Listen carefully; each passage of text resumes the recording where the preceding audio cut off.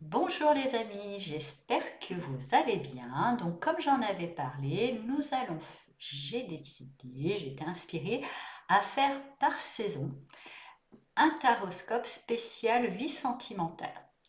Donc ce taroscope se fera par saison et on commence au printemps, hein, saison des amours, ça tombe bien.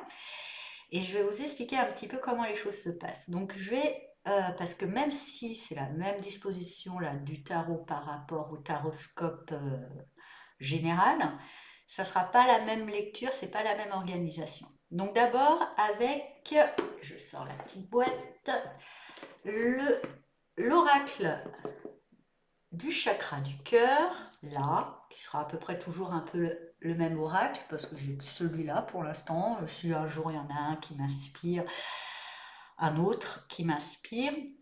Dans le domaine sentimental aussi, j'ai la métiste love, mais je trouve que l'oracle chakra du cœur, eh bien, pour donner, ça sera un petit peu l'ambiance générale, le thème général, là, de la saison.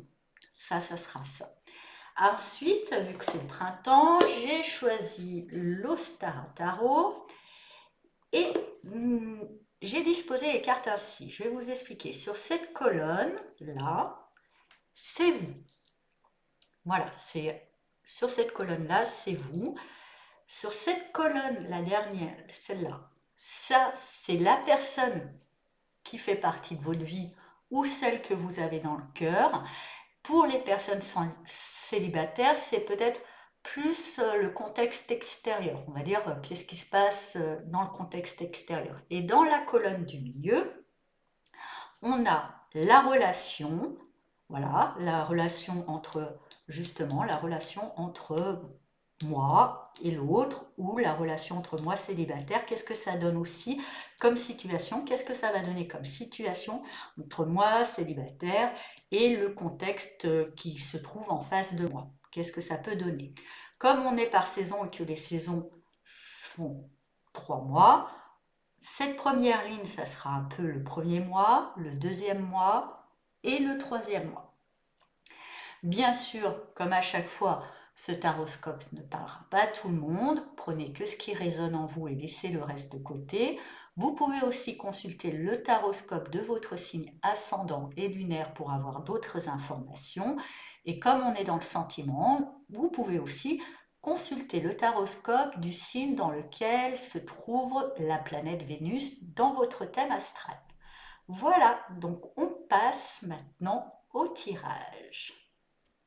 Alors, les Sagittaires, on va voir l'énergie de cette saison pour vous et il y a déplacement, distance géographique.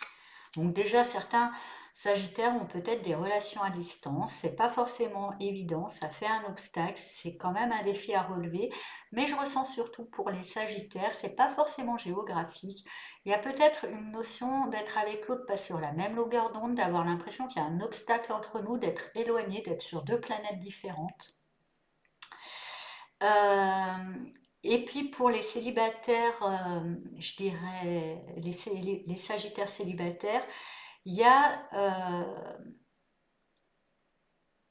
il y a ce que je ressens, on me dit que peut-être vous aurez l'occasion de trouver ce qui vous correspond, mais pas dans votre environnement. Il va falloir viser plus ailleurs, ailleurs que votre périmètre géographique. Il y a peut-être quelque chose un peu plus loin. C'est pas grave, ça sera peut-être un défi. Vous vous posez cette montagne, j'ai l'impression que c'est vous qui vous la posez en disant si je vais plus loin, ça va être trop compliqué. Peut-être pas tant. Alors, on va regarder, vous, au départ. Vous, au départ, vous êtes un petit peu dans l'angoisse, il y a une notion de peur. Vous vous interrogez, peut-être, je ressens. Il y a une notion de pas plus y voir très clair, on ne sait plus trop bien où on en est. Et voilà, dans la relation, on est un petit peu effrayé, il y a une forme d'angoisse, il y a des choses qui vous fait peur. C'est peut-être pas la relation en elle-même qui vous fait peur, ce que je ressens, il y a des peurs extérieures qui viennent un petit peu parasiter votre relation par rapport peut-être à votre travail, par rapport à certaines choses. Il y a des peurs qui pour moi, on vous invite vraiment à vous dire ça, remettez chaque chose dans vos cases, sachez un petit peu compartimenter, hein. En face de vous, la personne avec le cavalier d'épée, bah, c'est quelqu'un, je dirais, qui s'est vite tranché dans le vif et qui perd pas son temps avec des problèmes. Donc c'est bien, ça vous pousse. C'est peut-être aussi ça. C'est marrant, je crois que j'ai déjà eu cette configuration pour d'autres, mais c'est peut-être ça qui vous fait peur, c'est cette personne qui vous bouge, parce que c'est quelqu'un, là, le cavalier d'épée, c'est quand même le cavalier le plus rapide, hein, ça pulse, hein. Et ça pulse peut-être un peu trop vite pour vous. Ça pulse un peu très, peut-être trop rapide pour vous. Et le cavalier d'épée, voilà, ça perd pas son temps à tortiller des fesses pour prendre une décision. Ça tranche, faut couper des têtes, on les coupe, on réfléchit pas, ça y va vite, hein, on y voit, hein, on sent la vitesse. Donc ça, peut-être que vous avez un petit peu peur en vous disant, oula, ça part dans quel sens, ça part peut-être trop vite. Du coup, votre relation, bah pour moi, malgré tout, je pense que c'est bien, que cette personne pulse, ne perd pas trop votre temps parce que vos peurs sont mentales, donc elle ne cherche pas trop, elle dit allez hop, hop, hop, hop, hop, on règle les choses et ça renforce vos liens. Il y a du coup une bonne entente. Ça vous permet de renforcer encore, je dirais, la complicité qui est la vôtre parce que cette personne, elle vous pousse malgré vos peurs à avancer et ça vous fait du bien. Ça renforce vos liens, ça vous permet de faire confiance que ça vous fait du bien, que cette personne vous aide. Et pour moi, je trouve que c'est plutôt pas mal. Par rapport euh, aux célibataires, il y a peut-être une peur justement d'aller au-delà, hein, au-delà des limites que vous vous êtes fixées. Pourtant, les choses s'accélèrent. On dirait que la vie vous pousse à, et c'est bien parce que ça vous permet, ça vous permet, ça vous permet du coup à travailler sur une maîtrise, à travailler sur un courage. Voilà, même si vous avez la peur avant, au ventre, vous vous laissez porter par la vie, vous y allez et du coup, vous trouvez en vous un courage que vous n'auriez pas soupçonné. Et c'est plutôt une bonne nouvelle pour vous. Ça vous permet de trouver une audace, de comprendre que vous maîtrisez quand même pas mal les événements. Vous arrivez à maîtriser, à composer avec la vie qui vous pousse, qui s'accélère alors que vous n'étiez pas prêt. Bah, c'est pas grave, vous faites avec et vous vous dites bah, ça va quand même, je suis plutôt costaud, j'arrive à m'adapter. Je trouve que vous arrivez du coup à avoir une bonne maîtrise, à bien maîtriser le surf sur la vague qui du coup est peut-être un peu haute et un peu rapide et un peu violente. Mais vous prenez conscience de votre maîtrise et de votre force du coup. Après, il y a une forme de petit bilan hein, dans votre vie. Vous jugez le pour, le contre, les avantages, les inconvénients. Vous vous rendez compte quand même que vous avez gagné, hein, que vous avez gagné enrichi, mais vous vous rendez compte aussi qu'il y a des parts manquantes à devoir combler, qu'il y a des choses encore à travailler. Mais voilà, vous passez après avoir été poussé à surmonter vos peurs, vous faites un petit bilan et vous faites un petit état des lieux de votre relation à vous-même déjà, de votre rapport à l'autre. Vous arrivez avec assez bienveillance, c'est pas quelque chose de trop, je ressens pas quelque chose de dur, je sens quelque chose tranquille, tranquillement. Vous dites ah oui ça c'est bien, oui bon ça ce serait peut-être à améliorer, voilà, vous faites votre petit bilan. Vous êtes dans une phase de bilan, donc du coup peut-être plus un petit peu à l'intérieur de vous. Et l'autre, bah, c'est lui aussi, hein, du coup, alors qu'il vous a pulsé, bah, peut-être parce qu'il vous voyait dans une forme de panique, là. Là, comme vous êtes dans une phase un peu plus tranquille, l'autre est en phase aussi, il est en pause mentale, il est un petit peu en veille, tranquille, il ne se pose pas trop de questions, mais comme je vous disais, il ne se posait pas trop de questions avant, il avançait, mais là, il n'a pas trop de projets, il a ralenti un petit peu, il prend une petite phase de repos. Donc on dira que la période du miaulement, avec là le cavalier de coupe, vous voguez, je dirais, sur des flots tranquilles, paisibles, quand même bien amoureux, hein, puisqu'on est dans les coupes, tranquillement en vous disant, avec une certaine foi, euh, que les choses vont vous mener vers l'idéal. Donc vous êtes, mais je ressens, c'est peut-être là cette notion un petit peu d'être pas sur la même planète. Vous êtes chacun dans votre petit cocon personnel. Mais malgré tout, ça permet à la relation de voguer tranquillement sur des flots plutôt sereins, bien guidés et doux. Voilà, je ressens une certaine forme de douceur. ensuite, avec l'empereur, bon, bah, une fois fait votre bilan, hein, et je pense que surtout quand vous aurez euh, comment dire, noter les voies de... Ah, pardon, j'ai pas fait les célibataires. Donc, on va faire les célibataires. Vous faites votre petit bilan. Voilà, vous regardez comment la vie, là, bah, peut-être vous avez pris conscience de ce courage, excusez-moi. Et du coup, vous remarquez qu'autour de vous, en face, les choses sont tranquilles, sont un peu à l'arrêt, il n'y a pas grand-chose qui se vague. Donc, vous vous concentrez dans votre intériorité à nourrir votre idéal qui est le vôtre et vous dire, bah, quand les choses bougeront, je verrai à ce moment-là, mais voilà, après justement la poussée en avant qu'il y a eu avant, là vous avez une phase de repos, mais une phase de repos quand même dans une certaine confiance que vous vous dirigez vers votre idéal, Se- tranquillement et sereinement.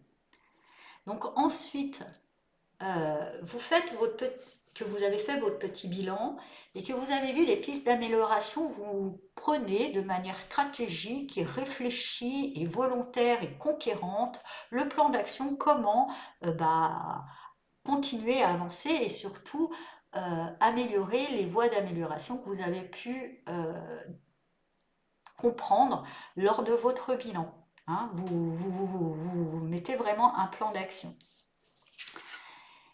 En face de vous, avec ce set de bâtons, il y a quelqu'un, je dirais,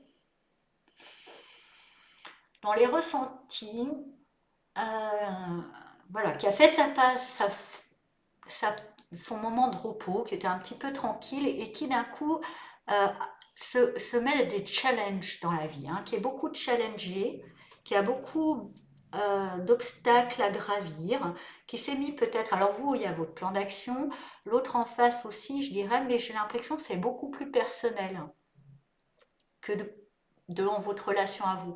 C'est quelqu'un qui est dans ses défis personnels, qui s'est mis des challenges à devoir relever. Donc ce que j'ai dans le ressentiment, et c'est pour ça que vous aurez l'impression de ne pas être sur la même planète, car vous avez vraiment envie de travailler à votre relation, et l'autre est plutôt, là, je ressens, concentré à sa carrière ou à des challenges personnels qui s'est posé. Et du coup, là, vous sentez comme une distance. C'est temporaire, hein, on n'est pas toujours possible sur la même longueur d'onde. C'est pas grave, gardez votre plan d'action sous le coude, vous le mettrez en place peut-être plus tard. Ce qui fait que dans la relation, du coup, bah ouais, il y a la notion de travail. Il y a la notion de travailler déjà, bah, cette personne s'est mis ses challenges de travail, et il y a la notion de travailler sur vous. Parce que là, vous vous dites, ok, j'ai fait mon petit bilan, je veux qu'on avance, je me suis mis mon plan d'action sur ce qu'on pourrait faire pour améliorer notre relation. Mais la personne, elle est plus dans ses challenges personnels.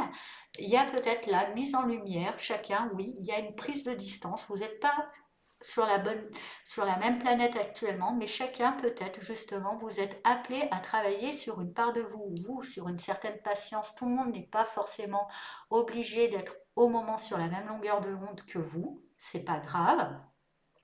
Vous avez peut-être aussi des challenges et des défis personnels et mettez, je dirais, euh, cette envie, cette envie de conquête, cette envie d'amélioration, cet esprit stratégique à l'œuvre plus pour vos projets personnels que pour la relation, puisque l'autre est dedans. En tous les cas, il y a une notion que chacun doit travailler sur soi, chacun de son côté, pour se retrouver d'une meilleure façon, ce que je ressens. Pour les personnes célibataires, vous avez fait le petit bilan par rapport à ce qui s'est passé là au-dessus, vous prenez une petite phase de pause et du coup vous mettez une stratégie en place. Et vous allez voir que votre stratégie, elle va être quand même confrontée à une réalité qui va demander de devoir jongler avec des obstacles, ça va vous demander de faire un certain travail, ça va vous demander un certain effort pour pouvoir relever les obstacles et les challenges par rapport au plan d'action pour justement, hein, peut-être que justement, vous vous dites que ben là, hein, on vous pousse à chercher, vous mettez un peu en pause, peut-être que vous trouvez cette personne qui sera pas forcément à votre distance, mais vous mettez un plan d'action pour pouvoir nourrir cette relation, lui permettre d'être viable même avec la notion de distance. Ça demande de relever quand même certains défis, certains challenges. Ça demande aussi peut-être de dépasser certaines croyances, certaines limitations personnelles. Et du coup, ça implique de faire un travail sur soi, hein, forcément. Voilà, donc il y a du bon job. Et, et je mets pour moi, une fois mais vous avez le sens du défi, hein, les Sagittaires, donc c'est pas pour rien. Une fois la montagne passée, pour moi, j'ai l'impression que derrière, il y a un joli paysage radieux. On verra ça au prochain taroscope. Voilà, chers amis Sagittaires, j'espère que ce taroscope vous a parlé. Je vous souhaite un très beau printemps et je vous dis à bientôt. Au revoir.